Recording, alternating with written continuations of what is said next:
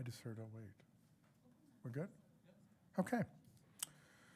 Good evening. I'd like to call the Committee of the Whole meeting of May 11th, 2022 to order. My name is J.D. Pachariva, Counselor and Chair of the Community Services and Infrastructure Committee. I would like to begin tonight's meeting by reading a safety notice. In the event of an emergency, please evacuate council chambers to the nearest exit through the chamber doors and obey all instructions given, and if assistance is required, please see the clerk. Once you have evacuated the building, please gather in front of the building parking lot outside of Town Hall. Also, the Town of Lincoln Council meetings are posted on our YouTube channel. All members of council are in attendance this evening. We also have staff attending in person and remotely. Declarations of interest. Do we have any declarations of interest this evening? I see none. Confirmation of agenda. Do members have any amendments to the order of tonight's agenda? Okay, I see none. Statutory public meetings, we have none this evening. So consent agenda. So we are now considering item 6, the consent agenda inclusive of item 6.1, Active Transportation Advisory Committee minutes of March 24th, 2022, and item 6.2, Age-Friendly Advisory Committee minutes of April 7th, 2022, as well as item 6.3, Finance Customer Service Update, FN 04-22. Would any member of committee like to remove an item from the consent agenda to discuss?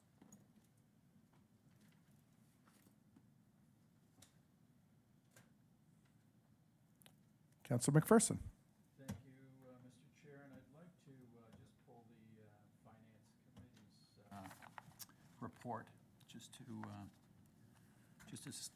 discuss a little. Okay.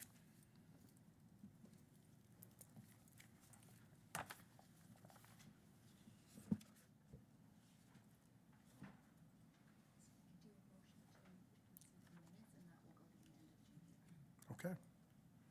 Okay. So what we'll do is we have a motion here, and we'll accept the minutes from item 6.1 and 6.2.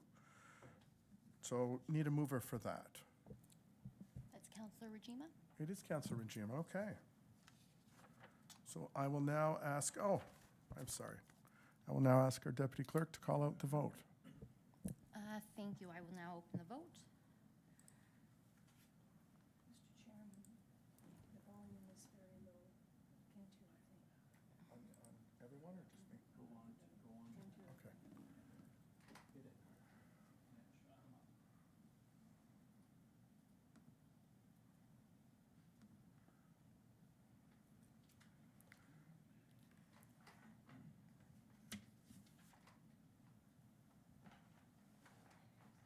May I ask your vote, Mayor Easton, for the approval of the advisory committee minutes?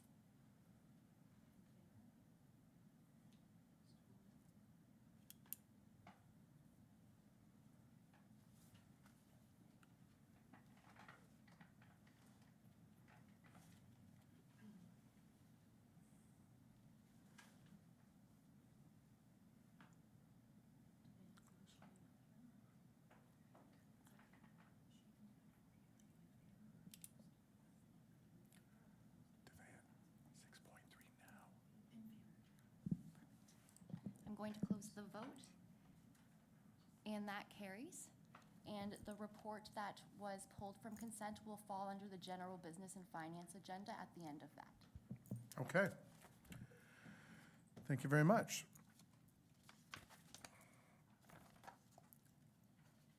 So we're now entering the Community Services and Infrastructure Committee agenda for tonight's meeting. There are no delegations this evening. Reports, so 7.2. We will now consider item 7.2.1, report PW 09-22 regarding Prudhom's Water Main Upgrades Project Update. Our Manager of Capital Projects, Mr. Walter Neubauer, will provide us some introductory remarks. Walter. Thank you, Chair, for the opportunity to talk about this report today. The Prudhom's project is a very important project to the community, specifically as it supports the growth of the community with the Prudhome's development. A lot of work has occurred over the past 3 years, refining the scope and getting ready. We are near ready for construction, and we're here tonight seeking direction from council on where we go from here. I do understand that the costs that are shown in this report today are high. They're much higher than was originally anticipated. But they have been prepared by our experts in the field for this project.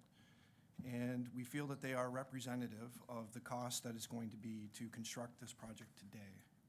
I think it's important at this time to clarify that there is no one factor that has increased the cost of this project from where it was 3 years ago. Yes, there have been some design changes that have impacted the price, but staff feel that the current market conditions and an outdated estimate from 3 years ago are really the main cause or the main factor contributing to the increased cost that you're seeing today. So with that, staff are available to answer any questions that you may have. Okay, so do members of committee have any questions?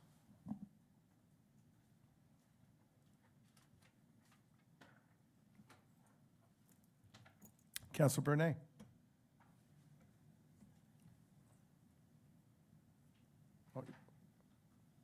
Councilor Russell, I'm sorry. It's you. I'm good. Yeah, you're good. Thank you, Mr. Chair.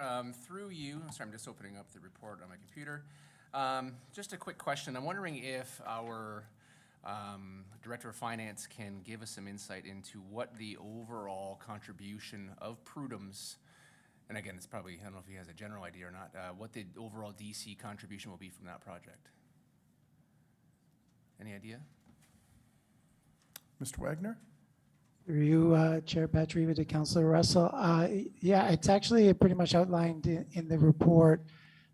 Total contribution from DC is approximately 13 million, I believe. And then we have the difference coming from water and water reserves. So I could be off by a bit, but ballparking, that's where I believe it is. Sorry, through you, Mr. Chair, how much will the actual Prudhome's development be contributing to the DC charge pool? How much will we be collecting from them? Any idea on that? Not the cost of the actual water main. Oh, that's a good, through you, Chair Patrick, to Councilor Russell, that's a good question, but I believe that would be more applicable or a response received from our Director of Planning as into knowing how the permits flow in and how many permits we expect. I couldn't answer that off the top of my head. Okay, Mr. Bruder? Yeah, through you, Mr. Chair. I don't have that figure in front of me, but just based on the latest concept, that number would be very substantial. I'd have to get back to you on the exact figure, though. Okay, thank you, Mr. Bruder. Is it fair to say that the number is going to be much higher than what this water main contribution will be? Through you, Mr. Chair, yes, that'd be fair to say. I think we'd be looking at something around the $50 to $60 million ballpark around there. Okay, thank you very much. Thank you, Mr. Chair. Okay, you're welcome. Mr. Kirkopoulos, that was you? Through you, Mr. Chair, absolutely. That $50 to $60 million estimate is correct in terms of what we're seeing at this particular point in time. Okay, thank you. Councilor Bernay? Thank you, Chair Patriba. So I wanted to preface my comments by stating, I'm fully supportive of the Prudhome's development and all the work that has gone into the secondary plan over the last 7 years. I appreciate all the work that Planning and Public Works and Finance and our CEO have done to get us to this point. This report that is brought to us this evening and the financial strategy is also very much appreciated. As has already been outlined, in 2019, we were given an estimate of $5.5 million. Today, we are being asked to consider an estimate of $16 million. Again, this is an estimate only.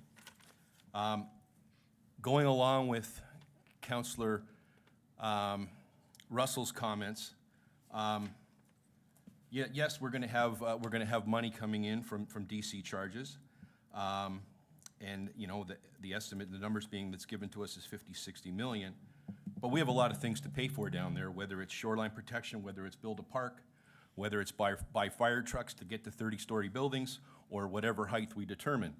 So, you know, these are all considerations. And, you know, as elected officials, it is our responsibility to make sure that we are looking at this from a taxpayer lens. And, you know, when you look up the definition of development charges and what development charges are supposed to be, they are supposed to pay for growth. So I don't know if it's premature, as we sit here today, as to whether, you know, we can fully say that, you know, the development charges will pay for everything that's going to be needed at Prudhome's. And so, you know, the DC charges are meant to keep the burden away from the taxpayer and the ratepayer as much as possible. So I appreciate everything that's happening here, but when I look at this report, and again, this is probably the largest project that the town of Lincoln will ever tackle. And when I say that, I don't mean the water main upgrade. I mean the Prudhome's development. And so, you know, to look at this report, a 5-page report, you know, I think there's many questions in here that we're not getting. So I appreciate the fact that Director Graham, Walter, and Lawrence met with the ward councilors, and I was involved in that discussion earlier this week, and we did get a lot of our questions answered, but I'm not so sure that you know, all the answers are even available at this point. There seems to be a lot of questions that are unanswered. So I just have some concerns, and I reached out to the CAO earlier this afternoon, and we had some discussions. We had some very good discussions, and I appreciate his input. And I'm wondering, through you, Chair, if the CAO could maybe comment on some of those discussions and his thoughts. Mr. Kirkopoulos? Through you, Mr. Chair. Probably just to echo a little bit and give a recap of that conversation. Councilor Brunet and I did have a conversation earlier today. We talked a little bit about large developments and what are the financing strategies sometimes put in place. I know staff met with the ward councilors yesterday and discussed a little bit of our financing strategy. And I did debrief both with Director Graham, Walter, and Director Wagner, and heard a little bit of the questions that were asked really around the financing strategy. The report does include a strategy that looks at funds being set aside that would include everything from development charges to water reserves and what those mean from a long-term financial sustainability. One of the things that we discussed, Councilor Brunet and I this afternoon, is some municipalities do look at front-end agreements, and those front-end agreements and the mechanics of those are often worked out as part of looking at DC studies and looking at DC background studies. And so one of the comments I made is that one of the things staff can take away is potentially looking at, is there a front-ending agreement where we have the developer potentially pay for the project and receive credit through DCs that are going to be paid in the future. Something we haven't explored with this particular developer. There is 2 development groups involved, FBH and LJM. They currently have proposals in front of council at various stages in the process. So one of the comments I made was that we could, over the next month or so, as we're finalizing our financing strategy, there's a lot of work we can do in terms of preparing tender documents and tender specs so that work doesn't stop to get this project moving forward. But what we could also do potentially is reach out to the developers and determine, is there a willingness to look at front-ending a construction project of this magnitude, which would help us from a cash flow perspective. I think one of the things you've heard Director Wagner highlight on numerous occasions is there's numerous projects coming over the next couple of years before we kind of peter off in terms of what are our allocations. We often look at when is money coming in versus when is money going out, and there's definitely a balance and a finite amount of money that comes in and goes out on any given day, and sometimes a week, a month, a year makes a lot of difference. So where we can have a developer potentially front-end an agreement like this, it's always beneficial. Can I tell you that I think this development group is interested or isn't? We haven't had those conversations, but if the direction coming from council is to explore those, we can definitely do that and do that in short order. Okay, thank you. Councilor Brunet? Yeah, thank you, Chair Patriba, and to the CAO, thank you for those comments. And I think it's important to highlight the fact that there is a precedent set within our municipality where we have done that. We have had developers that have, obviously at a smaller amount, but we have had developers that have upfronted some of the costs to get their project started, just as recently as Lincoln Avenue with Lisani and Prokich Park. So there is a precedent set there. We're not asking them to do something that hasn't been looked at before, and I think it's prudent, and I think we have a responsibility to look at that and see if there's an opportunity with these potential developers. Thank you, Chair. Yeah, thank you, Councillor Brunei. Councillor McPherson. Thank you, Mr. Chair, and that line of questioning and Oh. response led right into my question, one of my questions. Your mic's off. Sorry, my mistake. I got it. Am I There on? you go. All right, thank you, Mr. Chair. And as I said, that played into my question with regards to how this gets financed up front. You know, that the project's gonna happen, we're gonna need to pay the contractors to get the project done, and there are gonna be very few, if any, homes built on Prudhome's when that project is done. So we're looking at financing $16 million, you know, and how is that gonna happen? So, you know, I think that answer did speak to that question. I think it's a very important question about how do we move forward getting this project done without, you know, going into long-term debt and other ways of funding. So I think it's very important that we get the developer on board with us here and get the monies up front because, you know, really, you know, in the discussions that we had with staff, Councillor Mikulik and I, you know, the pipe that's currently running down Jordan Road needs to be replaced in the near future. You know, it's one it's aging and needs to be replaced. And the question I asked of the staff was, what would it cost us to do that? You know, versus the cost of running this 300 millimeter pipe all the way down Jordan Road into Prudhome's. So that meeting was yesterday, so obviously that cost has not come back, but I appreciate Councillor Brunei bringing that forward, and I too would be asking that same question. My second question, if it's a second, is on the whole change over the two plus years from the budget in 2019 to what we're facing today in 2022. And I think it's important for, certainly for the rest of council and for the public, to hear more about what is costing us another, you know, $8 to $10 million dollars in a 2-year period. We all know that material costs have gone up, you know, and is that what's driving this, or is there other pieces here that we are now seeing a tripling of a cost that was estimated not more than 2.5 years ago? So I wonder if I could put that over to Director Graham to make comment on. Through you, Mr. Chair, and thanks for the question, Councillor McPherson. Maybe I'll just make a few comments. I think you made a lot of good comments there. The one comment around the aging pipe on Jordan Road, I think that's an important item just to sort of talk about a little bit more.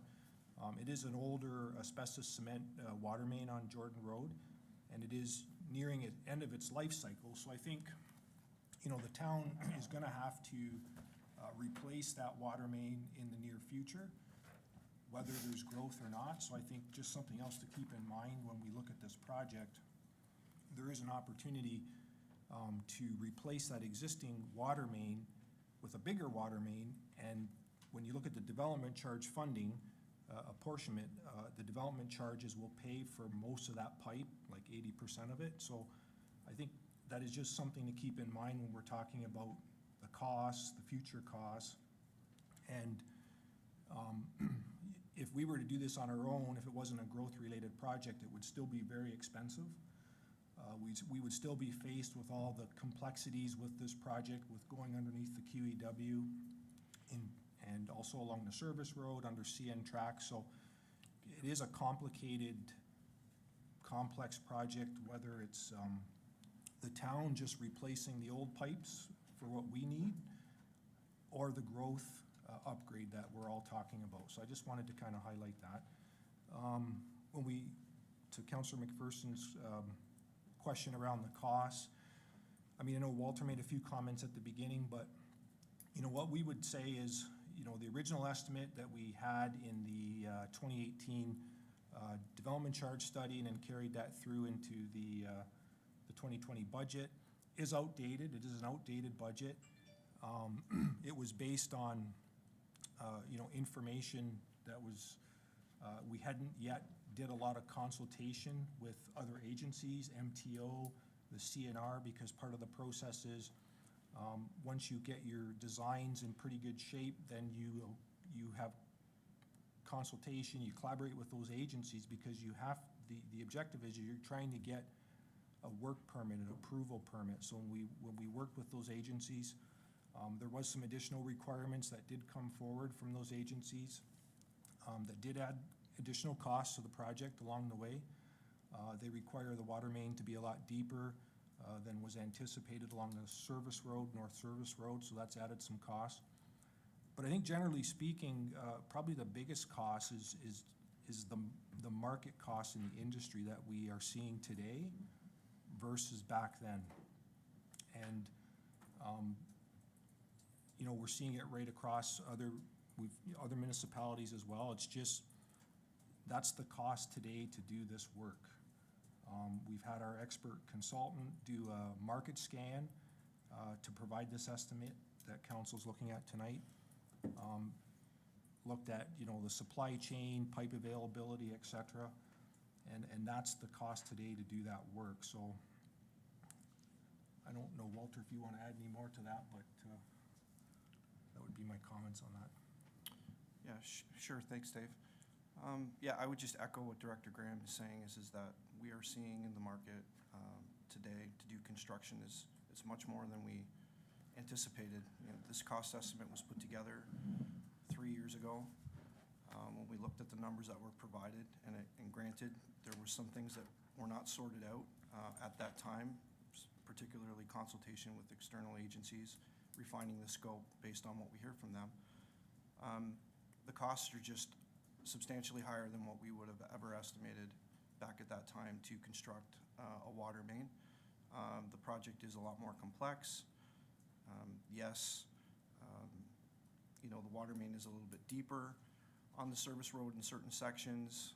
Yes, we have to use different technology to cross, and they have added some costs to the project, but as Director Graham has said, we're just seeing a significant increase in costs to do the same type of work that we were doing 3 years ago. Thank you, Mr. Chair, and thank you to Director Dave and to Walter. You know, what gets me, I guess, questioning is the difference in increase between the Victoria Avenue crossing upgrade and the Jordan Road upgrade. If you look at the Victoria Avenue upgrade, it's up 25%. If you look at the Jordan Road upgrade across the North Service Road, it's 145%. So I guess what I'd be looking for before supporting this report is some detail on construction changes, what the cost of those construction changes are, on materials and how they've changed over this period, just to give us a sense of where is this, you know, $8 to $10 million coming from. I have one other question, Mr. Chair, if you would allow, and that is on the water portion. In the water portion, is obviously all of Lincoln is going to share in this cost. It's not going to be in any way divvied up between those that are actually tapping into this pipe, those current residents that are tapping into this pipe. It's going to be shared across the whole town. So my question may be through to the Director of Finance, and what does that $840,000, what does that look like in a change to our water rates? And when would that happen? Oh, I think, through you, Chair, Patrick, to Councillor McPherson, I think I'm going to need also the assistance of Ms. Harris on this response. My understanding, until the water rates or the water rate study comes forward for approval, which I believe we're targeting later this year, and Jillian, please correct me if I'm wrong, the rates would remain the same. So it's based on consumption. So whatever they consume today, whatever they paid today, until the rates change, they would continue to pay that. When we change the base rate or the variable rate at a later date, then they would see a potential impact. But this cost is the $840K is allocated to all water users across the town. So it would be spread across a larger base. So I'm not sure if that fully answers your question, but Jillian can also talk about the cost and the generation and the times that we plan to come in to talk about water rate changes or potential increases, because we know our infrastructure is aging. It's something we're looking at. If you look at the cost and escalation of cost for working underground, laying new pipes, new sewers and such, it's going up. And just with everything else, we have to find ways to pay for it without taxing for the property tax owners. This would be on a user base, or the water users, those who that consume those types of resources. With that, hopefully Jillian can answer a little bit more. Thank you, Lawrence, through you, Chair. Yes, we are bringing forward our preliminary recommendations through a workshop July 20th to Council. We have had some delays. We wanted to ensure that the latest DC update was completed. We also wanted to make sure that our asset management plan was in a good condition to bring forward. We also we're considering the market increases that we're seeing. We wanted to do a thorough examination of our 10-year capital plan, line it up with growth and the asset management requirements, and make sure that those numbers were accurate to bring that forward. So January 20th, we will be bringing forward some of our initial findings and for council direction with what approach to take with our rate studies. We'd then be able to bring that forward process as per council recommendations quickly to bring it forward for approval and to hopefully implement with our fees and charges updates for the 2023.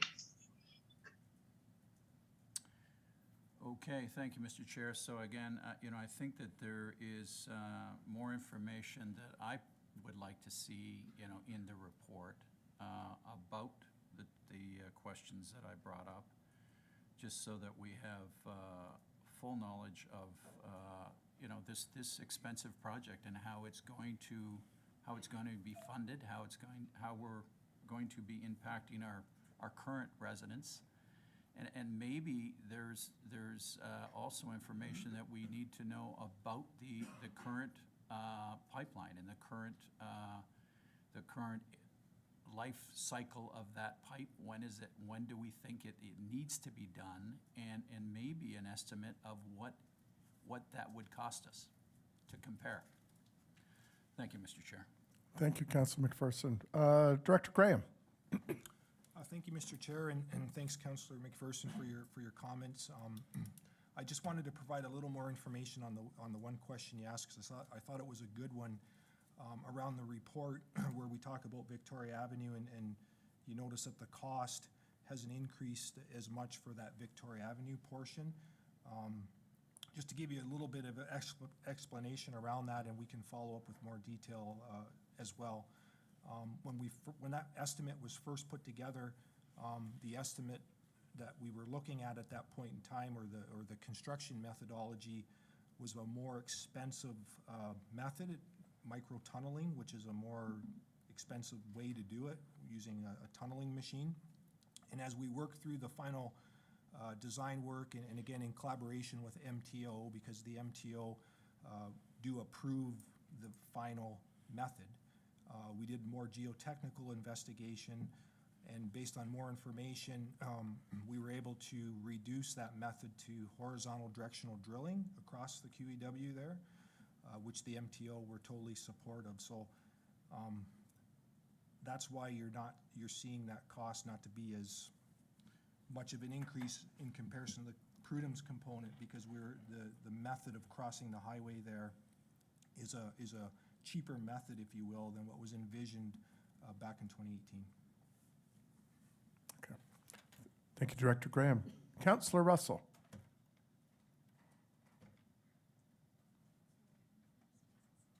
Well, on mine it's showing Councillor Russell. I'm pressing it. Oh. There we go. Thank you, Mr. Chair. Through you, just a follow-up question to my original and in the same line of thought as my colleagues. I'm just wondering if it's possible, through you to the CAO, if it's possible to get a report back on, again, if we're looking at about a $60 million DC charge allocation coming from this development, what the potential costs or estimated costs of the projects related to this development where those DC charges will be allocated, just to make sure that, again, if we're going to be spending $70 million on projects to make sure to bring this online, that we have enough in that DC specific charge related. Is it possible to get an estimate on that? Through you, Mr. Chair. Absolutely, Councillor. I mean, I think to your point, it'll be an estimate, and I think we're going to do our best to look out into the future in terms of what we look at and what would be included in that. A fire station, for example, some of their assets, we can work with Chief Hudson to determine that would be needed in terms of life cycle and what that looks like over the next 10, 15, potentially 20 years. There's some things we're unsure about. I look at Jordan Lyons Park and that potential development, but we can definitely, I think, try to put some of that together and determine, what's coming in versus what we anticipate potentially going out and what that looks like. There will always be a difference in that in terms of the delta, and probably not necessarily to the positive because we look at parks, we look at a whole bunch of other things that necessarily aren't totally covered in development charges and that benefit the community outside of the particular development. But absolutely, we can come back with some of that. Okay, thank you. Thank you, Mr. Chair. Again, the whole notion of that is, again, if development is paying for development, that's great. So let's make sure that the math all lines up before we start allocating some of these increased costs. We know the costs are going up on a lot of the projects, so just want to make sure that we're being conservative. Thank you, Councillor Russell. Vice Chair Reimer. Thank you, Chair Patriva. Reflecting on the opening comments by Councillor Brunet and the CAO, mentioned regarding the developer funding option or direction. He stated that he had not discussed that or had not been discussed with either developer yet. Would this affect not only the construction but the tender? I think there are two different questions there. How would they affect those timing-wise? Through you, Chair, to CAO or to staff. Okay. Mr. Kirkopoulos? Through you, Mr. Chair, why don't I start the answer, and if staff want to chime in, they can. We did have this conversation earlier, and I think one of the comments I made both to staff and I think to council in explaining why council or why staff is supportive of the direction that I think Councillor Brunet was highlighting is that there's some work that we can do now in terms of preparing those tender documents and getting ready. I'd be remiss if I suggested, this is one of these projects that in order for Prudence to go forward, staff will be recommending going forward. I understand council's concern and some of the reticence around moving forward without understanding the financial elements of it. So I think what staff's going to do is continue to work on, the documentation that needs to be in place. And then from there, I think we can do a lot of due diligence, bring back some of the information that Councillor McPherson's asked for, that Councillor Russell's asked for, and I think some of the information that we've promised in terms of follow-up conversations. Construction is likely 12 to 14 months. We're into 2024 before that's complete and before funds in terms of repayment on something like this starts to occur. So what we need to do is look at, you know, what applications are in the queue, when DCs are going to be paid, and DCs get paid at the time of pulling building permits. So there is a lot of moving parts to it, and I think our finance department, our planning department really need to sit down and look at when's money coming in, when's money going out. But we're not concerned at this particular point in time about a delay of a cycle or so to come back to you in June, having answered these questions. We can put our minds to this, and it is a priority for Public Works, so we'll be able to get the information in short order. Thank you. And a follow-up, if I may, Chair Yes, go Patrick? ahead. And as far as timing on the construction of the actual project, not the tender here, so not the water main, do we know if that'll affect the developer's timeline at all as far as they are moving towards construction? Through you, Mr. Chair, my understanding is it won't, Councilor Reimer. They're gonna commence really with the commercial portion of the development. And so I think that's really kind of that initial, I don't wanna call it phase one, because phase one is larger, and I don't want anybody holding me to phase one is just commercial. But that initial phase really is the commercial piece, and there is some capacity there. So the water main is an important element of what we're doing, but I think timing around the development right now is not a huge concern from our perspective. Thank you. I do support the Councillor Renee's comments, his opening comments. I think they were well thought out, and my big concern is that timeline of construction of the actual project. But thank you for the answers. Thank you, Chair Patrick. Thank you, Vice Chair Reimer. Councillor Michalak. Thank you very much, Chair Patriva. Through you to staff, it's an extremely important project, you know, not just for Jordan area, Vineland, Prudhome's, but for all of Beamsville and Lincoln, given its magnitude and scope. I'm curious, though, because of the escalation in cost from what was originally budgeted, and we've used the same consultant, GHD. What is the history of GHD? I don't know GHD. How familiar are we? What sorts of projects have they been involved with in the past? How could the difference be so great that we wouldn't have explored other options or worst-case scenarios that we're here now with a number such as this? Director Graham? Or Mr. Neubauer? Through you, Chair, to Councillor Mikulik. GHD is a large firm that does a lot of this work. We have worked with them over the last 3 years. They've brought in their experts from across their corporation to work with us to look at all the different options that we could to reduce the cost of this project, looking at different construction methodologies. So I'm very confident in their team and their ability to deliver this project and in the numbers that they've provided us today. Again, I will go back to our original comments. The original estimate was prepared 3 years ago or over 3 years ago. There was a lot of information and consultation that still needed to be done. And since that time, construction costs and some changes in the design have led to the increased costs that you see today. I don't consider it to be a reflection of GHD's capability to deliver the project. Thank you very much. I asked that question because today, driving on Jordan Road, I see that there's core samples being currently drilled. It looks like they're doing some ground sampling, and I feel as though this should have all been performed already. I feel as though prior to this report being brought forward that the results of those core samplings would be known. So you have here that, you know, there's savings opportunities, including the use of native backfill, alternative construction methodologies. What's going on with this current geotechnical analysis that's happening? Through you, Chair, to the Councillor, good question, thank you. There has been a significant amount of earth engineering geotechnical work that's been done over the past 3 years to get us where we are today. Since that time, there's been new regulations that have been introduced for the management of excess soil.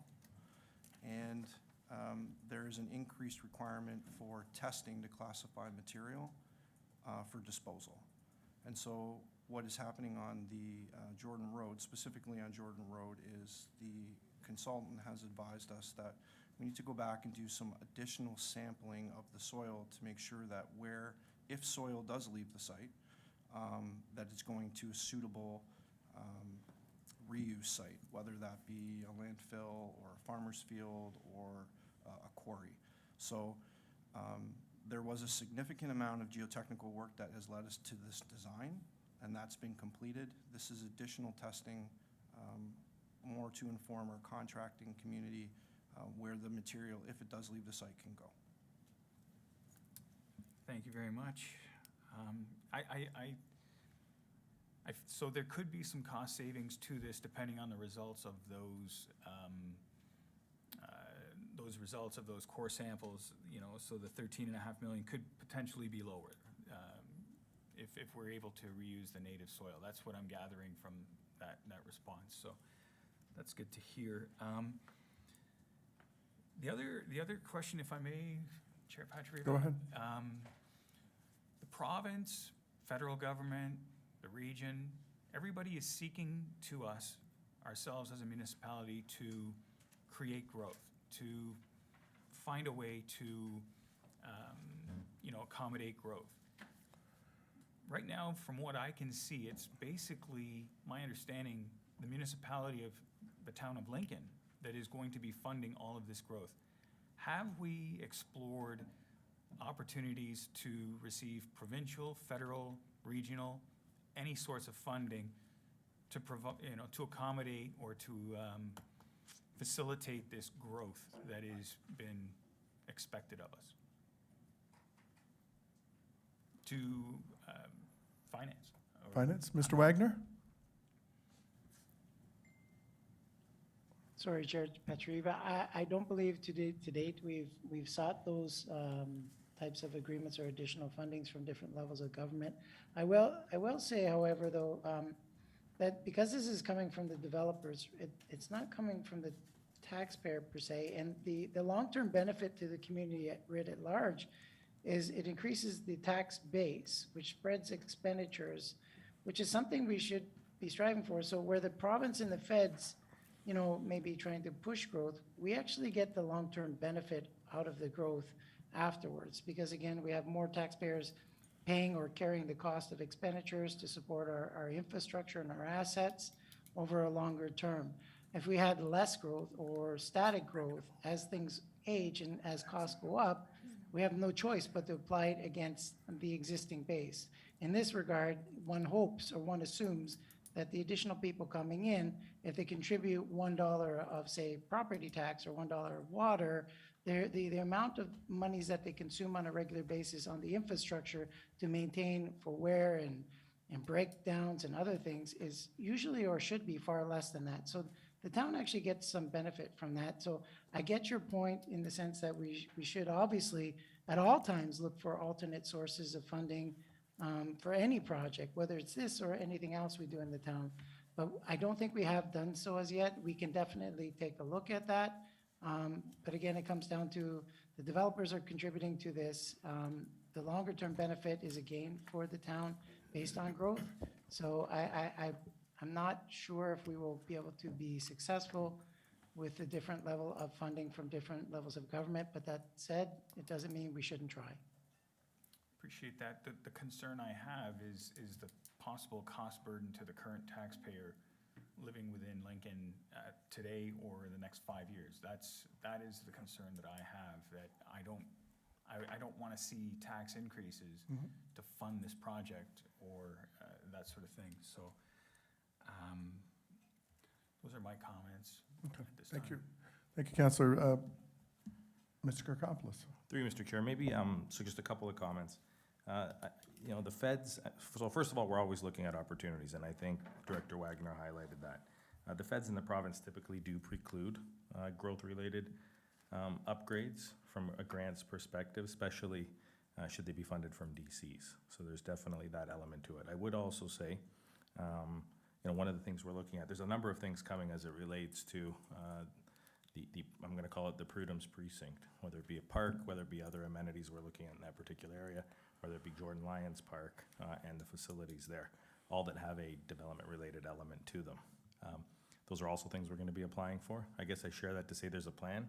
We always have a plan. We're always looking for elements that make sense, that fit into government programs in terms of infrastructure stimulus. So, well, that may not be the road. It may be other projects that are also in that particular precinct. Okay, thank you, Mr. Kokopoulos. And I do have one more question. go ahead. Do I have the privilege of You're still there. Go Third ahead. question. Thank you very much. Sorry. Another question I have through you to finance is, obviously, clearly, we're not the only municipality having this concern with these inflationary, budgets, projects, and costs. Can our finance department give us an opinion as to, there's talk about this being an inflationary bubble that could possibly pop. Is there any chance or possibility, should we be looking at, this possibility? Similar, I believe other municipalities are pausing projects with the hope or dream that there's going to be an inflationary bubble where prices come back down to more realistic figures. I'm not sure if the federal government even acknowledges the degree of inflation that we're currently facing, because it's certainly much higher, in my opinion, than 7%. So, could Mr. Wagner comment to that? Certainly. Through you, Chair Patrick, to Councillor Mikulik. You're asking me to put on an economist hat, which I'll do very, very quickly here. In regards to the inflationary bubble, the economists are all over the place. Even when we hit COVID, they were saying we would have a V-shaped recovery, a hockey stick recovery, a W up and down recovery. It's mixed. The first thing we got to get through is a slowing of the economy and dealing with supply chain issues, whether it be in China, globally, stuff coming over to free up that. The slowdown will occur post rate increases through the Bank of Canada and the feds in the US. That usually takes some time, and it usually takes some time for the economy to get self-regulated or self-adjust. So still got to get through COVID in China, still got to get through that. Suppliers are going to do, it's like any company, will try to maximize their profits as quickly and as much as they can over a short period. They're most likely to keep their prices inflated. It's called sticky pricing, to ensure that they capture monies. Because if we go into the opposite and go into a recession, obviously business slows, investment slows, all those things together. Couple of years, maybe, you're maybe looking at 3-4 years out, if you want me as pulling out a crystal ball. But I don't see this in the short term. I will, however, say that the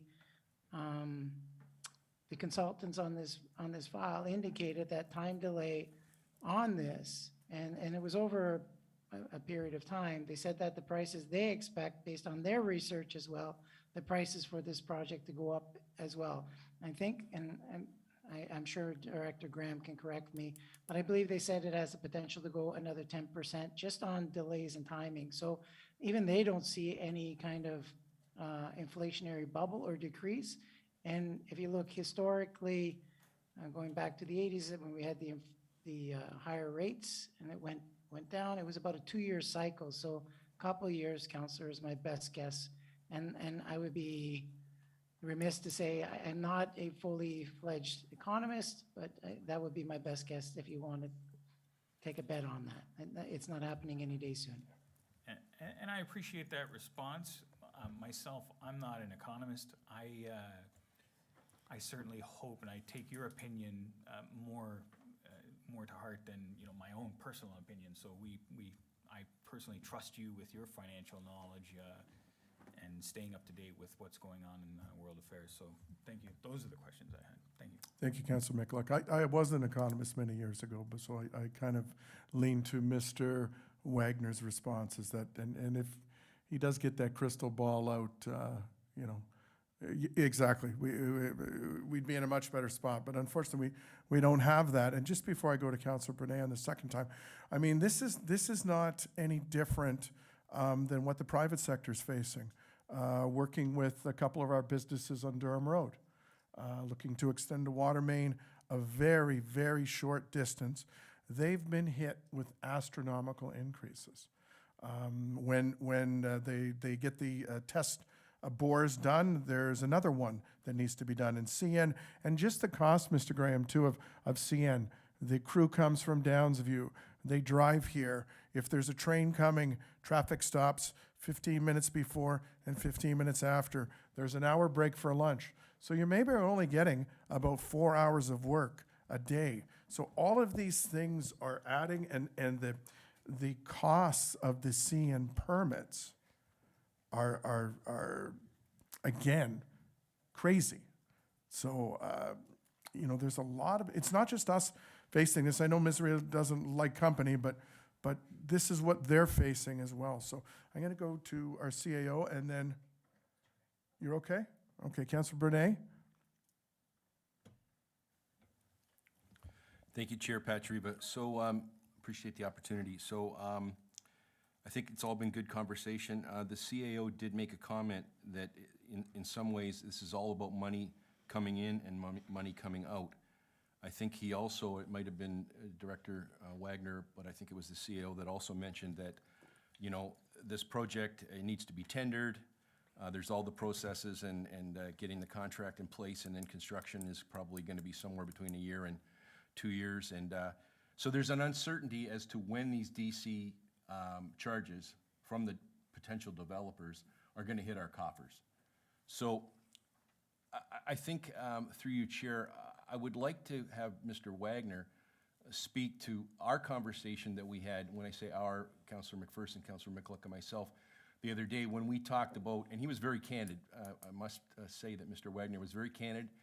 He didn't pull any punches. He said, yeah, there is a graph and there is a period where we are probably going to have to make some decisions, and it comes down to, we have projects in our 10-year capital plan, and we're always juggling those, and we're trying to move projects, whether it's, Bartlett truck bypass, whether it's Durham Road, whether it's the project on King Street, whether it's downtown Vineland. We're always juggling these projects. But the reality is, there could be a point, and I'd like Councillor or Mr. Wagner to speak to that, so we can all hear that there comes a point where we are going to have to make some serious decisions as to some projects that might have to be not canceled, but potentially delayed and pushed back in the 10-year capital if we don't have the money to pay for all this as we go forward. So I thought that was a real important point that Director Wagner presented to us the other day, and I'm wondering through you, Chair, if Mr. Wagner could comment on that. Thank you. Mr. Wagner? Through your Chair, Petrie, to Councilor Bernay, great question. We do have approximately 7.2 million in funding allocated for 2023 or 2023 projects to come from DC funding. Looking at the flow of DCs over the last few years coming in, it varies. It ranges from approximately 2 million to 8 million on a per annum basis. That said, without discussions with planning, can't articulate what we expect to get in without knowing the cash flow in. Our CAO did highlight the fact is we can also have conversations with developers to front end load this.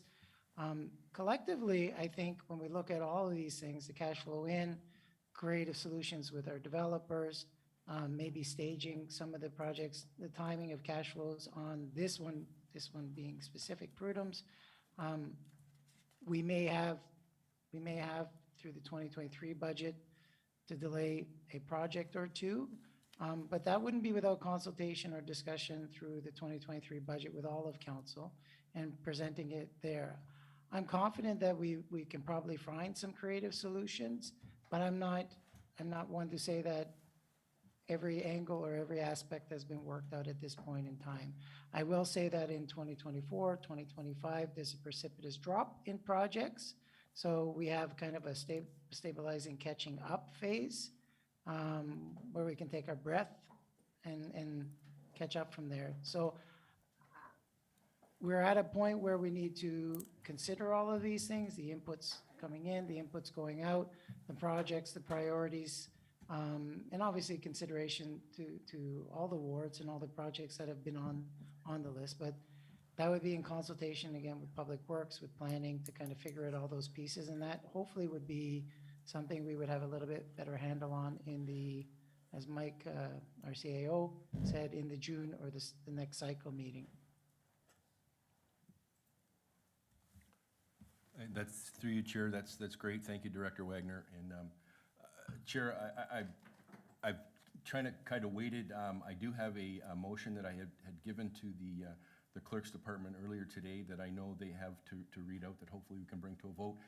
But I didn't want to jeopardize all my colleagues from having an opportunity, and I know there's a number of them that haven't spoken yet. Okay, thanks. So Thank you, Councilor I'll Bernay. leave it to the clerk's department to deal with that at the appropriate Okay, time. and we've got our CAO that's got some words, and then Councilor McPherson. Through you, Mr. Chair, I will keep it very brief. I think just to add a little bit to Director Wagner's comments. I mean, the importance of projects, whether they be roads projects, whether they be other important infrastructure projects, are on council's priorities. They're also on staff's list. We understand things need to get done. There are solutions to those. What we haven't talked about is how we explore those solutions. Everything from debt financing and increasing our debt threshold to, I think as Lawrence said, money coming in versus money going out. I'm not suggesting at any point in time, and I wouldn't want anyone to leave here today thinking that we're delaying or we're suggesting we delay any projects in subsequent years. Those are going to be conversations that I think we need to have with council as a collective in terms of looking at what council's priorities are. And then council needs to make a decision with staff input and staff advice on should we be delaying, should we be deferring, should we be looking at other financing options. There are options, there are solutions. It's just a matter of, you know, looking at those and making educated, informed, data-driven decisions. Thank you, Mr. CAO. Councilor McPherson. Thank you, Mr. Chair, and I was coming back on to potentially table a deferral as well, so I'll default to Councilor Bernay's deferral, and if we need to massage that a little bit based on the conversation that we've had tonight, we can maybe do that. Thank you, Mr. Chair.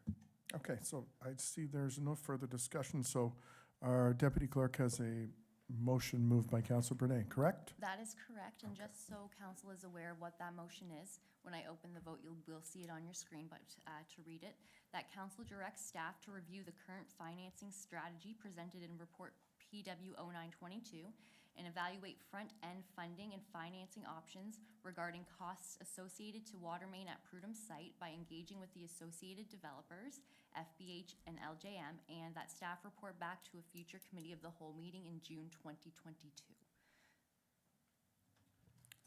So that was the motion provided by Councilor Bernay. Okay. Councilor McPherson. We're not having the motions put up on the screen. Can we put that up, Madam Deputy Clerk?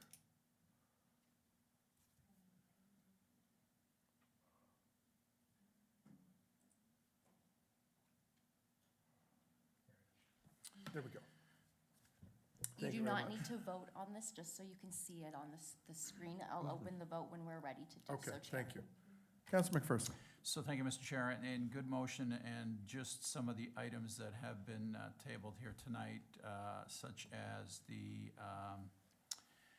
whole DC charges and how they would be split, the total Prudhoe's DC charges and what they would be potentially paying for is one item.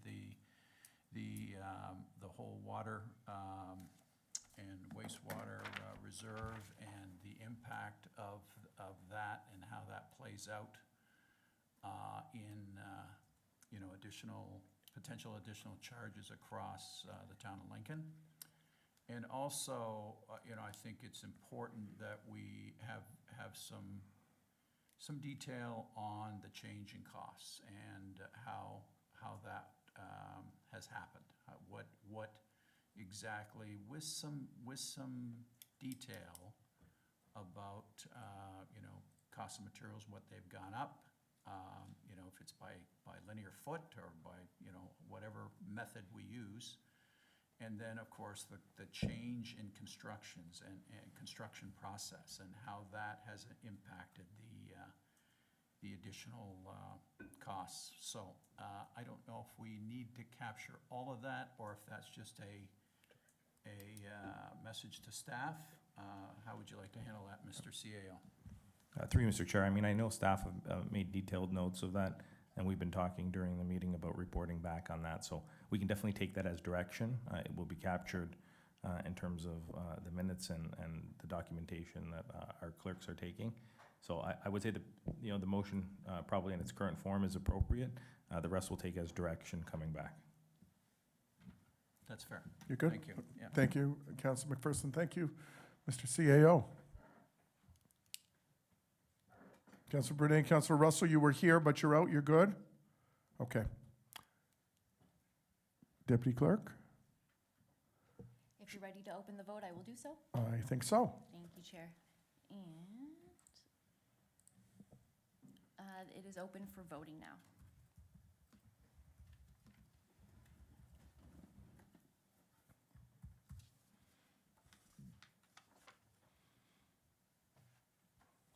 And I'm going to close the vote.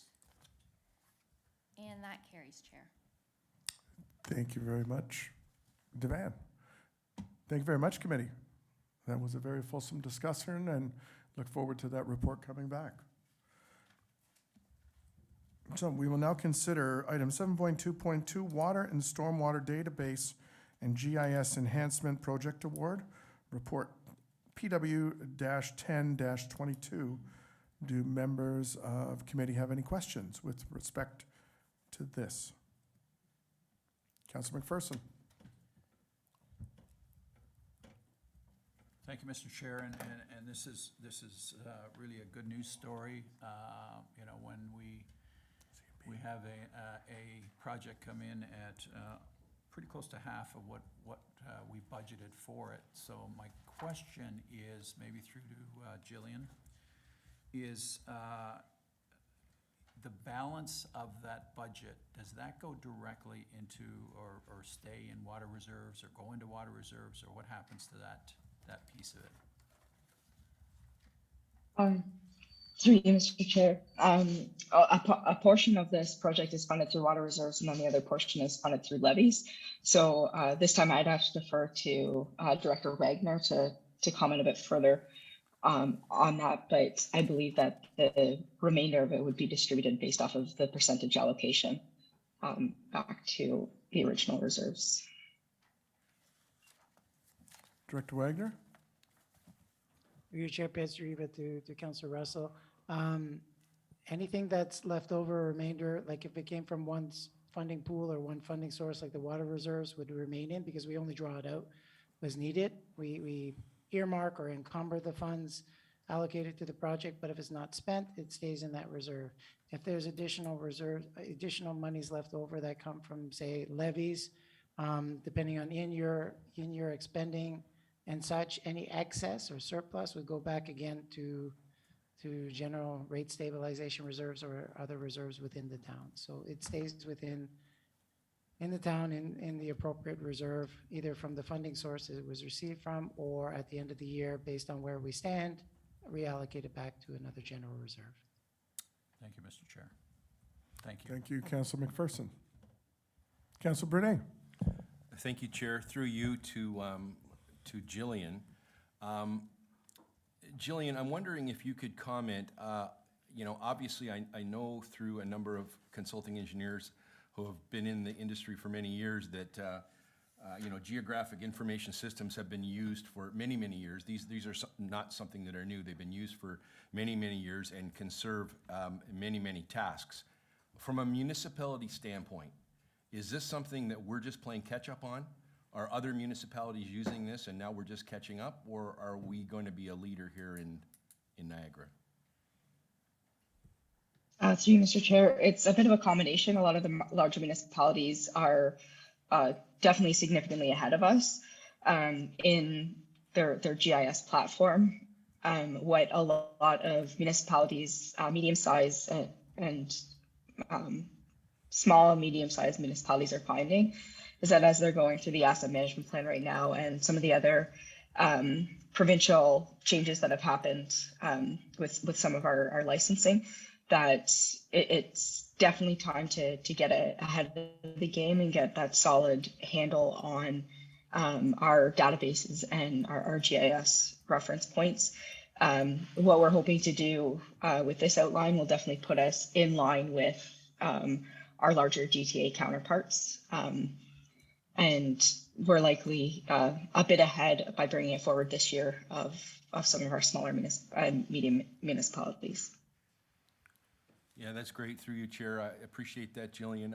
I just think it's great. I think it's something that we need to embrace. You know, when you look at what we've done with the smart water meters and removing that whole area of having to have people go out there and the labor of going out and reading these things, it's the same thing here. You know, we get a public works person or person on an on-call getting a phone call on a weekend, having to go out to a location and look at a storm retention pond or an outlet. We can do all this through GIS. This is fabulous. So thanks very much. Thank you, Councilor Bernay. Councilor Mikulak.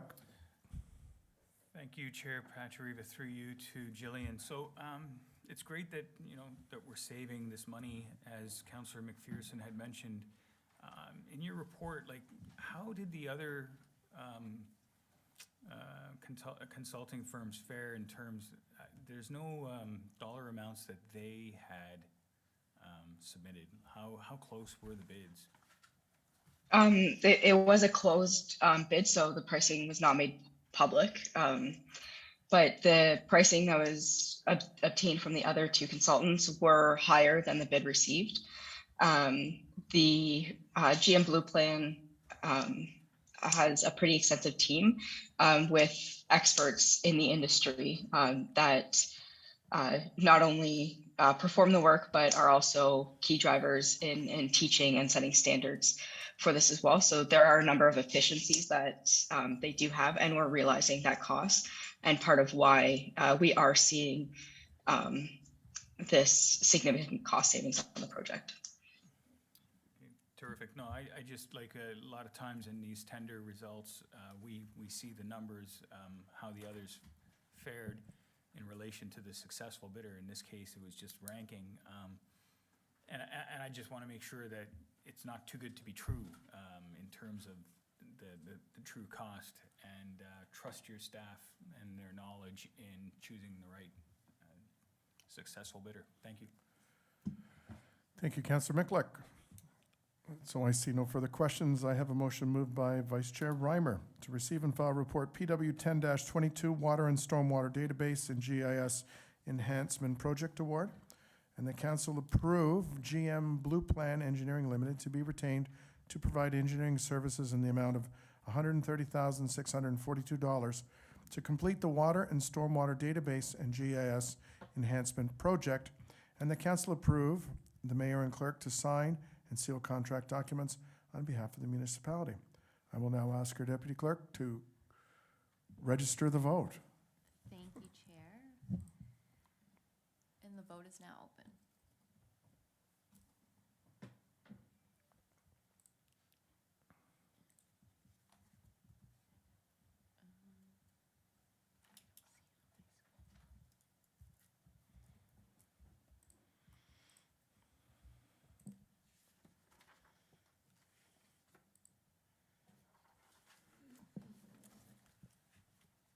Thank you. I'm now closing the vote, and that motion carries.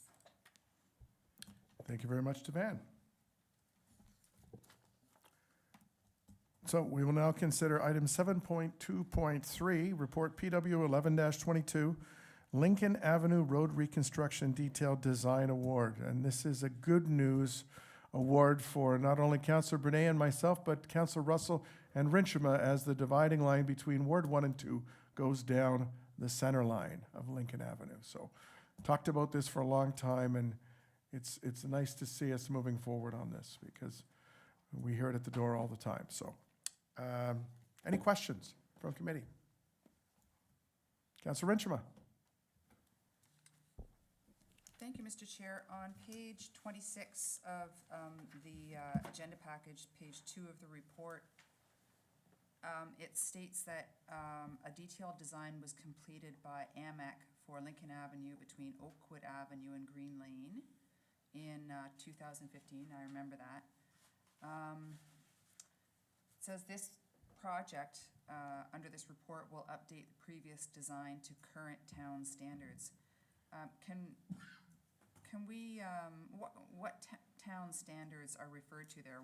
What changes do you think we'll see from that design to this design? And also, I have another question. In the bulleted list below, it refers to active transportation improvements.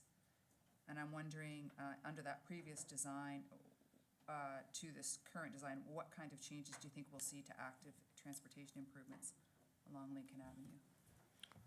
Mr. Neubauer? Yes, thank you, through you, Chair.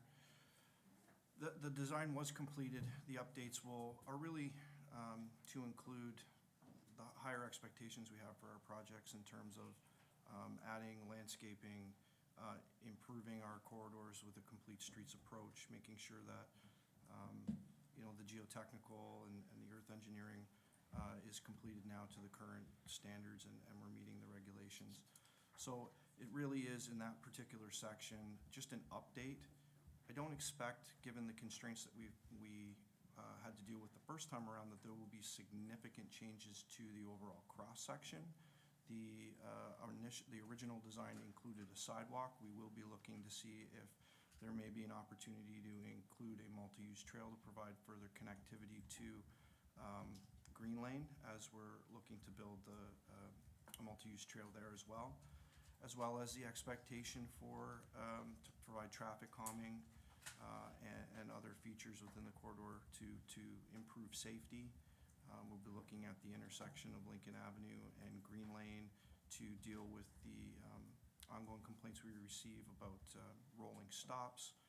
So that is in terms of that particular portion of the roadway or of the project, those would be the updates to the original design.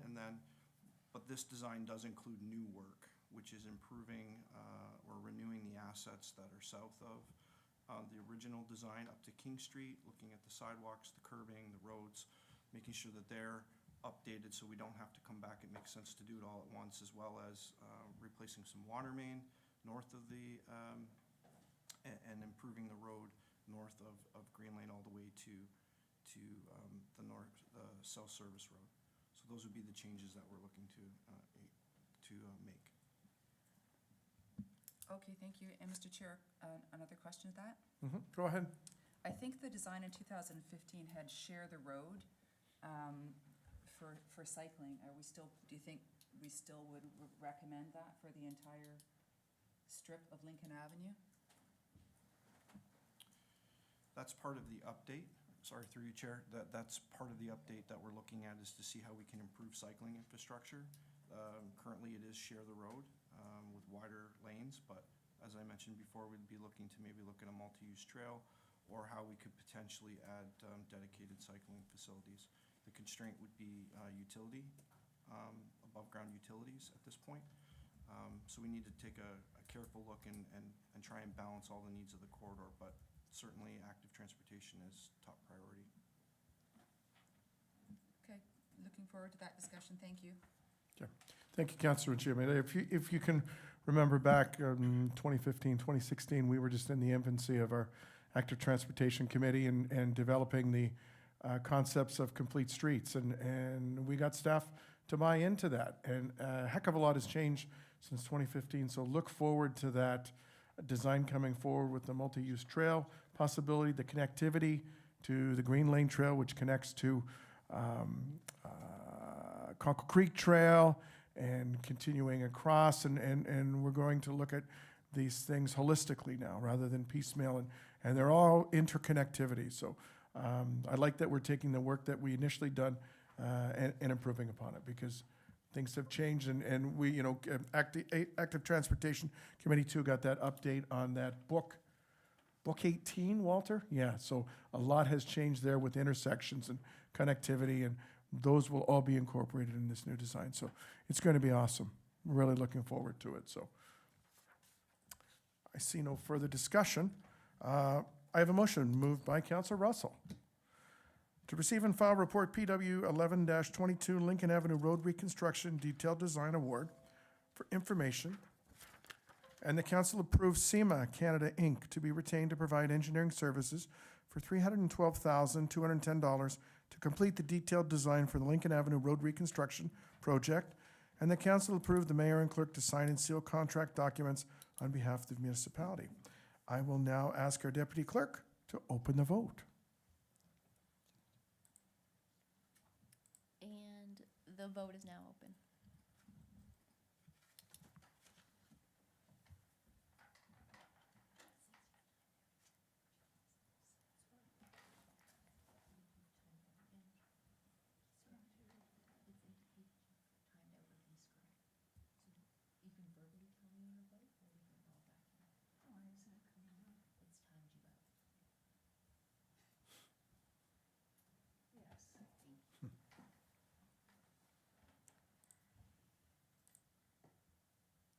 Thank you, Chair. That motion carries. Okay. Thank you, Devan.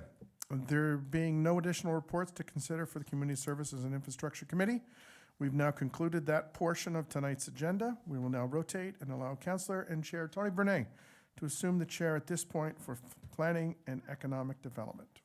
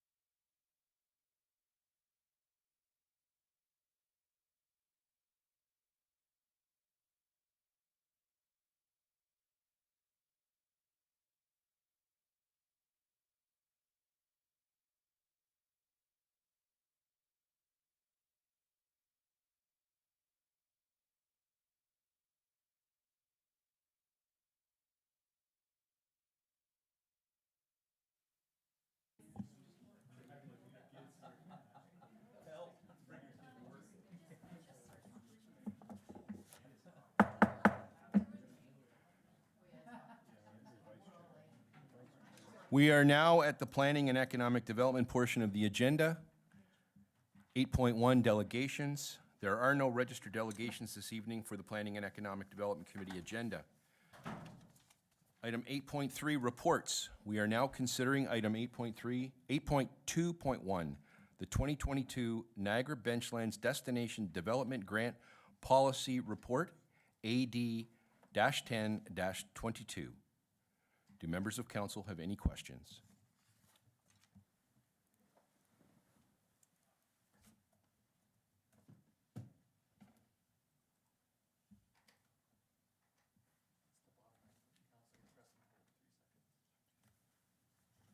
Councillor Timmers. Thank you very much, Chair Brunet.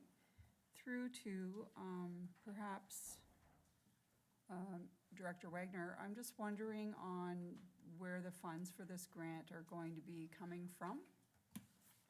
I don't see it in the report.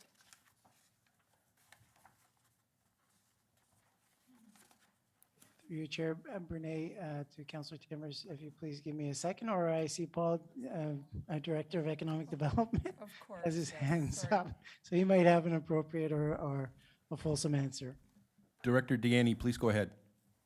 Thank you, Chair Brunei, and through you to the councillor. So, councillor, I'm actually, if I may, I'll just quickly answer the question, but I know Ms. Bazewski has been put a lot of work into this policy. So I'm going to actually turn to her to make a few opening comments in regards to tourism and the Benchland Destination Development Fund. But the short answer to your question, Councillor Timmers, is the funds were approved in the 2022 operating budget. So it's going to be coming out of the tourism operating budget.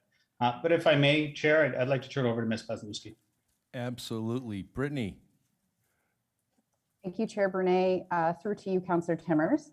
Paul, just to echo your comments, you are correct. The allocation of these funds are actually being made through the tourism operating budget. So we made sure to prioritize our key objectives this year to make way for this important project within our operating budget and the funds required to support the advertising and marketing and engagement with our partners as well, Councillor Timmers. Oh, that's great. Thank you very much, Brittany. I just wondered if we had already budgeted. I just didn't see that detail in the report. Anyway, I'm very supportive of this new grant. I think it's excellent. And, you know, as we move our tourism strategy forward and our brand new Niagara Benchlands marketing initiative, we certainly need to put some kind of funding behind it to support our local tourism businesses. So I absolutely support this, and I think it's fantastic. I like the structure, the evaluation committee. I think that's very well done. And yeah, very pleased to support this. So well done. Thank you. Thank you, Councillor Timmers, and thank you, Brittany. I'm not seeing any other councillors in the queue. There being no further discussion, I have a motion moved by Councillor Timmers that we receive and file for information report AD-10-22 regarding the Niagara Benchlands Destination Development Grant Policy and approve the Niagara Benchlands Destination Development Grant Policy as outlined in the report. And I will now ask our Deputy Clerk to open the vote. Thank you, Chair, and the vote is now open.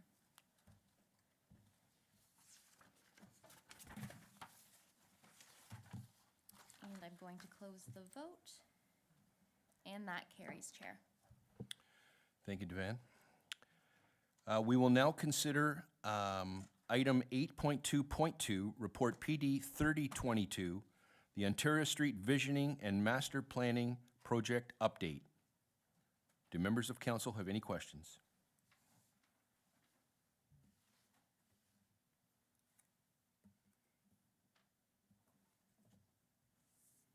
Councillor Rinjema, please go ahead. Thank you, Mr. Chair. On page 2, the 5th paragraph, it says appropriate transitions between existing development and new development will be a focus. Some residents whose homes are behind parcels which under the official plan call for a height of 5 to 6 stories might have concerns about transitions. We've heard from some recently that back onto the new building, which is beside the Butcher and Banker Plaza, Councillor Russell and I have. Is this the type of transition that the statement refers to? And if so, can you please share what might be undertaken under this vision exercise to ensure appropriate transitions? Thank you, Councillor. Mr. Bruder, did you want to take a shot at that? Sure, thanks, Mr. Chair. Yeah, good question for sure. And I think, you know, to answer it, most definitely it will consider some of the transition of the properties in behind, those fronting onto Ontario Street. I mean, we've already got some urban design policies pertaining to things like keeping the mixed-use buildings closer to the street frontage so that parking and landscaping can be incorporated in behind. So that's some of the transition considerations. Others are the angular plane, building step backs, and then overall massing. But also from a transition standpoint, we're looking at along the corridor as well, from a linear point of view, because there is a range of uses along the corridor as well that need to be considered from a transition standpoint. So maybe I'll use this as a little bit of an opportunity just to kind of outline where we are. This report here is obviously to provide some updates to some of the consultation that we've undertaken. You know, the stakeholder survey that we circulated, the Public Information Center, and then meetings with our technical advisory group. So now the next steps is to take all that information, some of which you see in this report, and there is a summary of that on Speak Up Lincoln 2, and go forward and to develop now a couple of different things. There will be some policy recommendations and updates that'll come out of this. There will be breaking down of the corridor into more thematic areas where we see a little bit of grouping of certain types of land uses. So a couple different sections there, which will have visuals of cross sections and looking at a little bit of the transition of built form in a model that way, and then an overall demonstration plan where we're looking at a type of 3D modeling for the entire corridor, just from a high-level standpoint, so we can really hone in on the different aspects of those transitioning issues that you're talking about. Hope that answers your question, Councillor. Yes, it does, thank you. Sounds like there's gonna be a significant amount of detail. Another question, Mr. Chair? Absolutely, go right ahead. Am I allowed three questions in total? Sure. Okay, thank you. Strengths, weaknesses, opportunities, and threats. Sorry, I'm not sure where in the report that was, but I wrote it down in my notes. You mentioned that other municipalities were used as a comparison that have completed similar projects.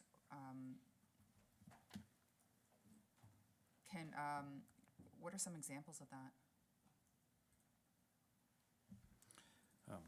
Through you, Mr. Chair, we did look at some different case studies, some different types of developments, corridor developments, especially where growth is anticipated in a few different areas. We looked at, I believe one of them was Caledon. We looked at another, Dundas. Really, we're just looking at areas where there is a potential focus of new development and trying, the exercises that the municipalities undertook to try to develop an identity and improve that from a variety of standpoints, from a more viable piece, active and vibrant streetscapes, to from a functionality standpoint.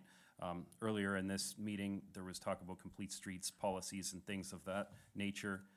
As everybody knows, the region is working on developing those policies. We're working hand in hand with their staff too to make sure what they're bringing forward is what we're considering here with this project as well.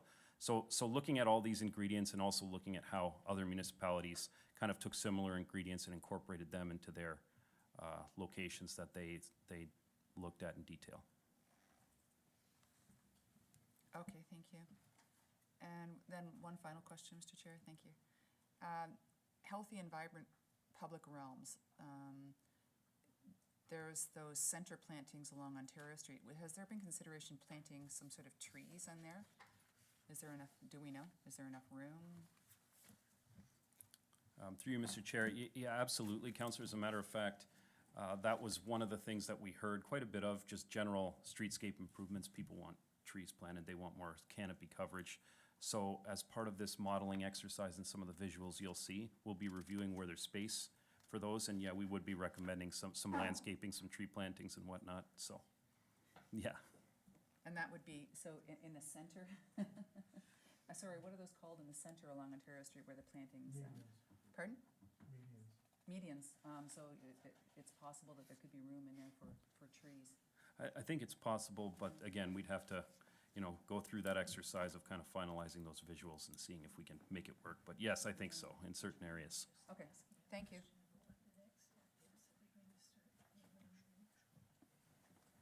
Thank you, Mr. Chair. Okay. Thank you, Councillor.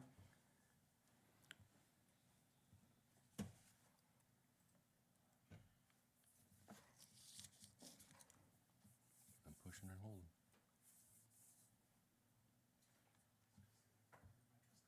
Oh, Councillor Rinjima, could you just take your mic off? Yes, I will. Thank you so much. Councillor Michalak. Thank you, Chair Brune. Through you to Mr. Bruder.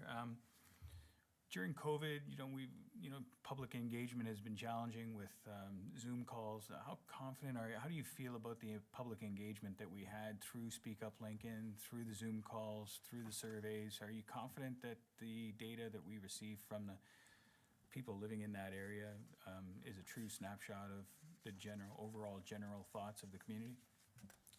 Yeah, through you, Mr. Chair, I'm glad you asked that question, Councillor, because there was a really kind of interesting approach by our consultant, by us, to the consultation, just in recognition of some of those challenges. I can tell you the survey, obviously we distributed that to all properties along the corridor in the study area and the properties in behind those to make sure we captured that demographic. Got a good response rate too, over 300 received, which I thought was quite good.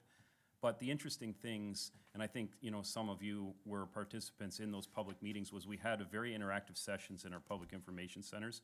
It wasn't simply just staff or the consultant giving a presentation. We actually had an interactive session where, we had an overall aerial image of the corridor, and then we had an opportunity for everybody independently and at the same time to provide their notes right on that interactive plan. And that plan, again, is one of those things that's summarized on the Speak Up Lincoln website right now. They did some quick surveys during the Public Information Center. They're called Mentimeters, where you hone in on a few key questions and then everybody goes away and answers quickly, and then you share the results to the group. So I thought, in terms of an approach, it was definitely the best one that could have been taken considering the circumstances. So that's a long-winded way of saying, yeah, I'm confident in our public outreach to date. I appreciate that response. I just, with COVID and with the decisions that we're making through Zoom and through electronically, I want to make sure that, the people that are not necessarily tech savvy are well represented as well, and I'm confident that the ward councillors have reached out to those people that they think would want to be reached out to. So thank you. Thank you, Councillor. Councillor Russell. Thank you, Mr. Chair. Through you to Director Bruder. Just wondering if, I don't really see it specifically called out in here, but I know that there's been a lot of discussion. I'm wondering if the audience that this went to maybe wasn't, maybe you wouldn't have got the answers that probably the rest of the public would be thinking. But as far as the widening of Ontario Street, there is discussion here about traffic and trying to improve some of that flow of traffic.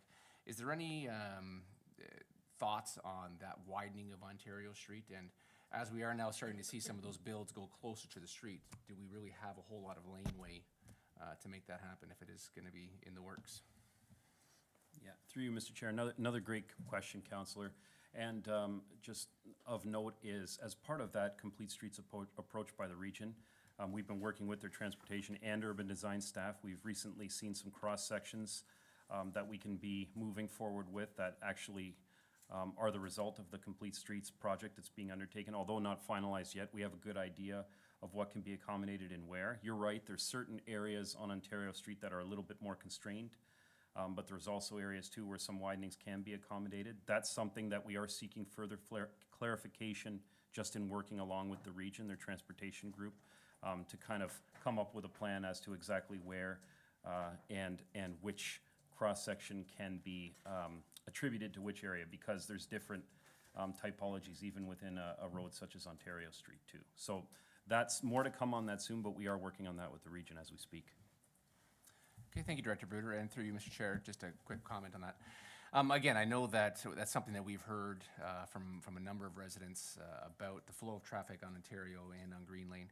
And again, if we were asking the people of Green Lane whether they want the street widened, because that would probably result in the loss of some of their property, they may be hesitant to say to jump on the bandwagon on that. But I think as a whole, I think the residents of Beamsville and those traveling through would be probably content to see some sort of a widening just to increase that flow of traffic down the road.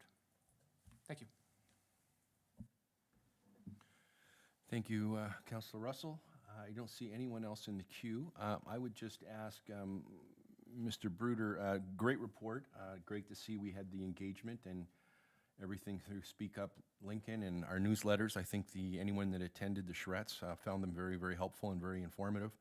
I'm just wondering if you could just tell council, what are the next steps? You mentioned you're engaged in conversation with the region, but what are the next steps? Yeah, certainly, Mr. Chair, good question. So the next steps now are to really, we've already assembled and processed all of the input we've received. Now we're going to be moving forward with actual formation of what the policy recommendations are and what the visuals in the corridor are going to look like. We're going to start developing concepts, again, as I mentioned previously, in different thematic areas along the corridor, because it's hard to have one cohesive cross-section or visual for the entire area that's kind of monotonous. I think really the idea is to take different segments and the character that they could offer and identify some concepts there, some of which could include things like mid-block crossings to enhance active transportation, Again, some of looking at the built form and how it ties in with the public realm. One of the big things we heard as part of our outreach was the desire for more restaurants and patios spilling out to the street. So how do we make those things happen? So we're actually looking at developing a demonstration plan to show literally show as a visual how we can do that in certain areas. So those are really the next steps. We'll be coming forward again with one further round of public consultation and then coming with it, coming to council.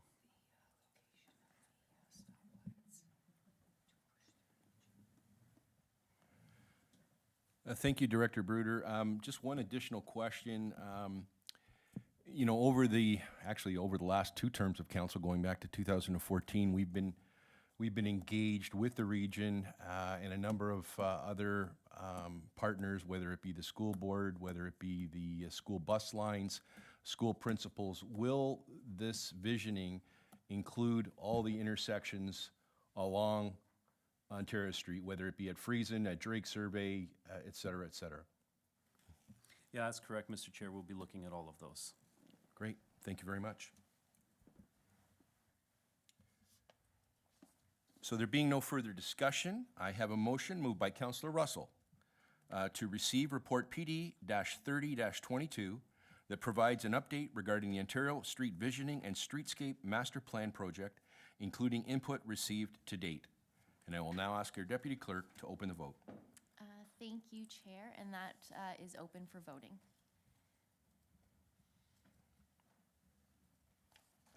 And I'll now close the vote.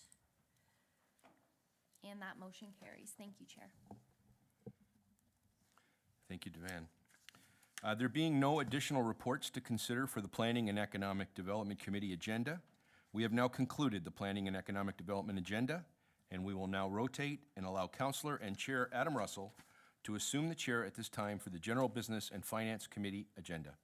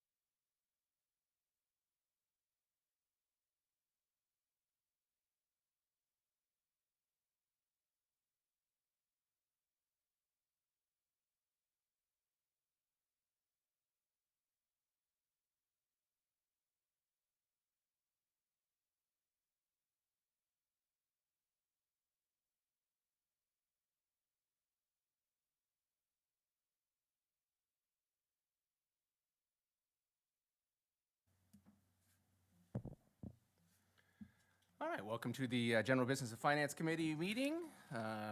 There are no registered delegations this evening for the General Business and Finance Committee, so we will move on to reports. We will now consider item 9.2.1, report FN-05-22, West Lincoln Memorial Hospital contribution update. Do members of council have any questions? Oh, I see Councillor McPherson.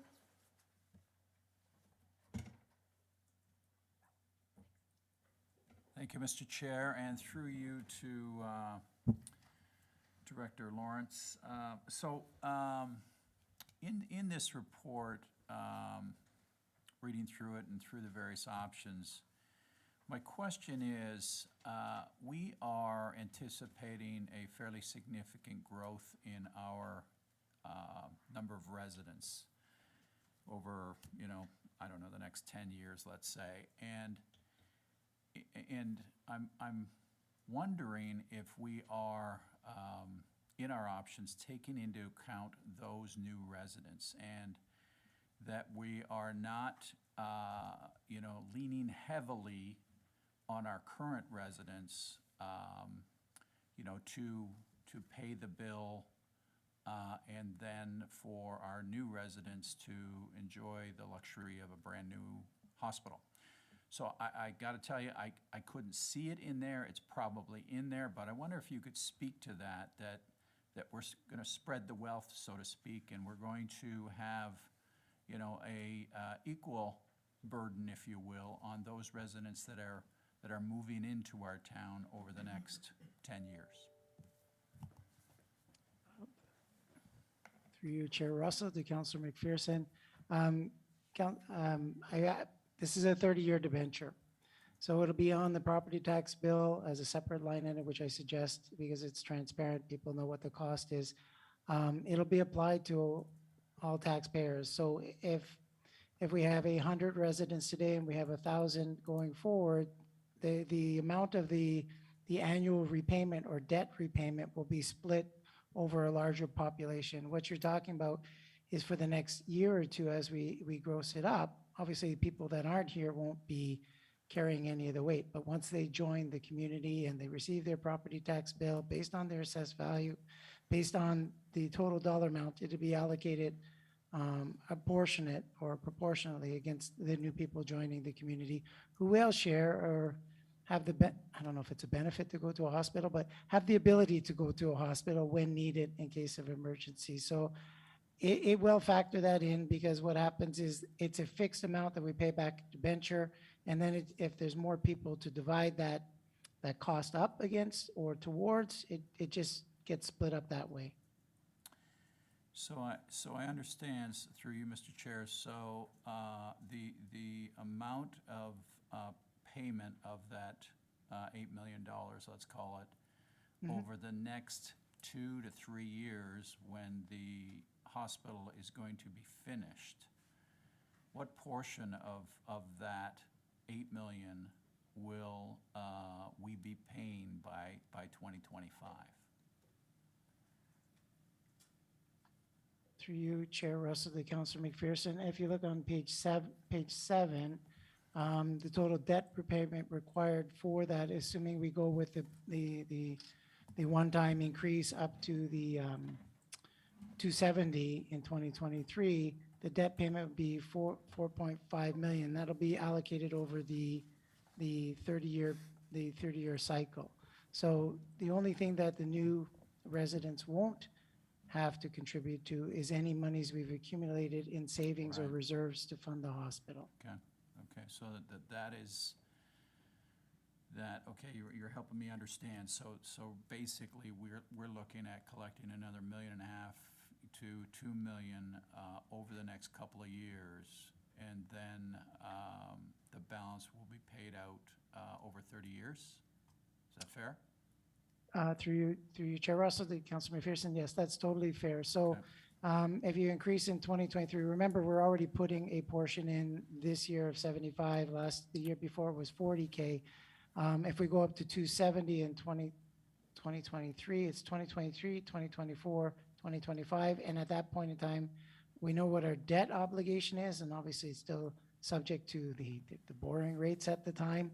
But we know what our annual or estimated annual payment is, and that will be what people contribute to coming out of their levy as well. But it'll be on the tax bill, and it'll be apportioned out based on the total number of people contributing to that dollar amount. Thank you. Thank you, Director Lawrence, and thank you, Mr. Chair. Thank you, Councilor McPherson and Director Wagner. And I see Councilor Mikulik. Thank you, Chair Russell. Through you to Director Wagner. How quickly do we need to move on this? When I'm watching the news, I'm reading the newspapers, I'm seeing that interest rates are going up. What happens to these numbers if we are slow to act on this and interest rates? What would the impact be if they went up 0.25% or 0.5%? Or is that maybe too tough a question to answer? Through you, Chair Russell, to Councilor Mikulik, I'd have to go back and run some projection numbers. The reason why I'm also suggesting that we contribute sooner rather than later is because we have more in the savings, so we don't have to borrow a bigger amount at that time, because I am concerned with the rates continually going up. When I pulled the rates off of IO at the time, at the end of April, it was roughly 4.08% and 4.18%. Obviously, it'll increase our how much the payment is at that time, but you have variables, as Councilor McPherson said, of more people coming in. We cannot pull the debt, or we shouldn't, or typically you cannot through IO until the project's completed or you have a complete building per se. So my suggestion to council is because I fully expect the interest rates to go up. And when we lock into the borrowing rates, it's at the borrowing rates at that time, I would suggest that we have more in savings to do that. Now we have a bit better of a line of vision or line of sight that we expect the project to be completed by 2025. So we really don't have a long runway to accumulate a lot of funds as such. So again, suggesting put as much aside as you can to mitigate some of those, what you're talking about is interest rate increases. The more you have in savings, obviously decreases the amount you borrow, which decreases your interest payments going back. Okay, so that clarifies a question that the bond or the financing occurs when the completion of the project, so we don't really have a choice as far as when we can, okay, perfect. So, thank you. Okay. Thank you, Councillor Makeley. Thank you, Director Wagner. We have Councillor Renchema. Please go ahead. Thank you, Mr. Chair. I think what we're looking for here is, or what you're looking for, Director Wagner, is direction from us for you to come up with some sort of a scenario to incorporate in the 2023 budget for putting money away to pay for the hospital. So what you're looking for today is direction. Scenario 1, Scenario 2, Scenario 3, but the final decision will be made at budget time. Is that correct? Through you, Chair Russell, to Councilor Regima, 100% correct, right? But we're really only looking forward today is the creation of a separate funding line, basically a hospital funding levy line, so that it's transparent on the property tax bill.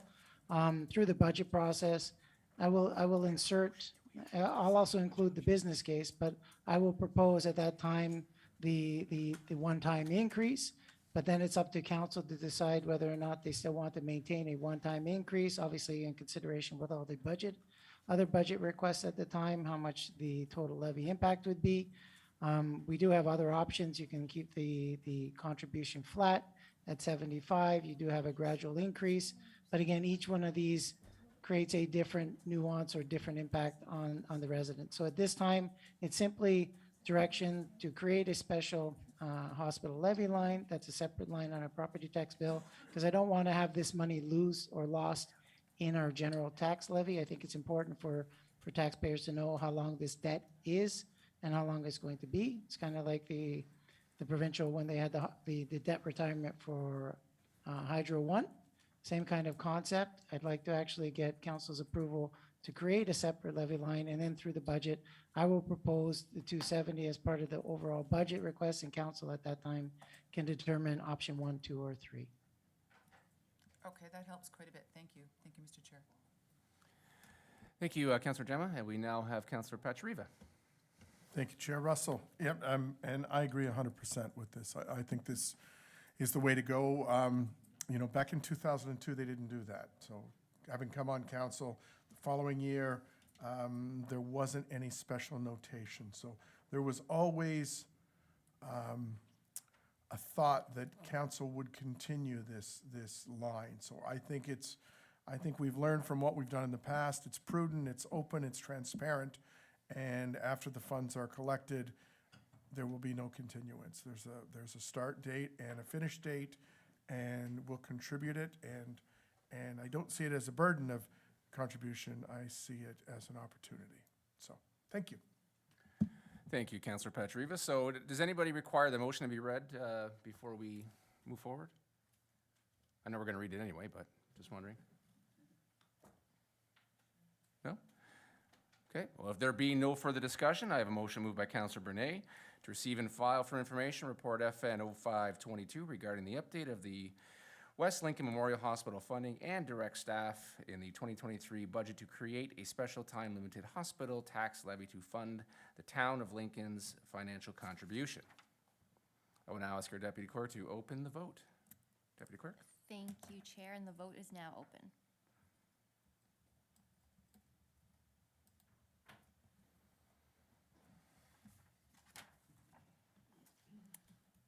I I will now close the vote. And that motion carries. Thank you, Chair. Thank you, Deputy Clerk. We will now consider item 9.2.2, Report FN-04-22, the Finance Customer Service Update. Do any members of council have any questions? So, and Councillor McPherson.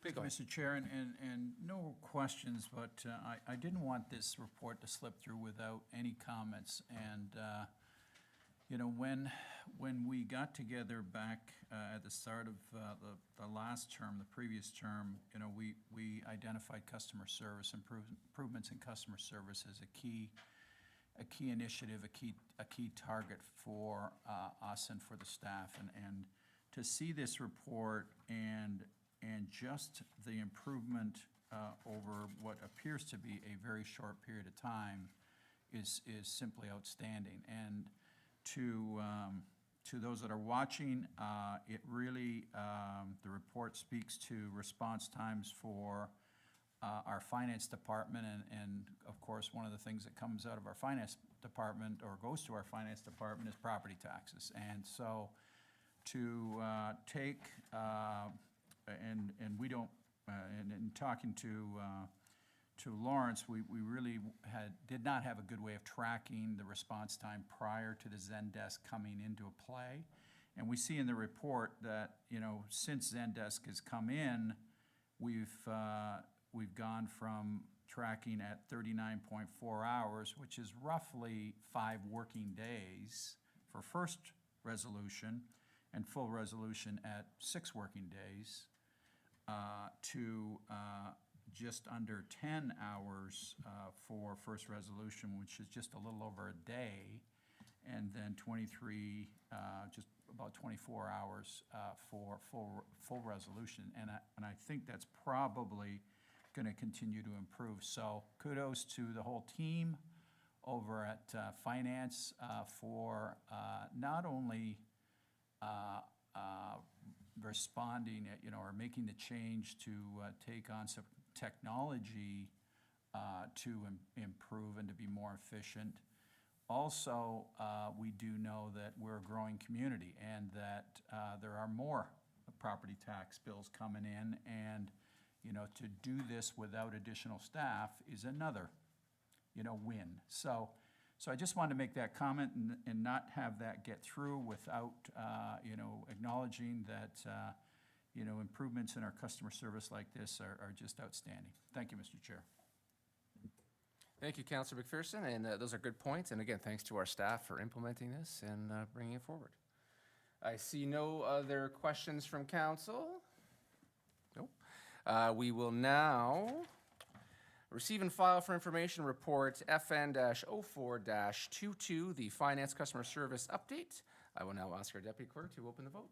Thank you, Chair, and the vote is now open.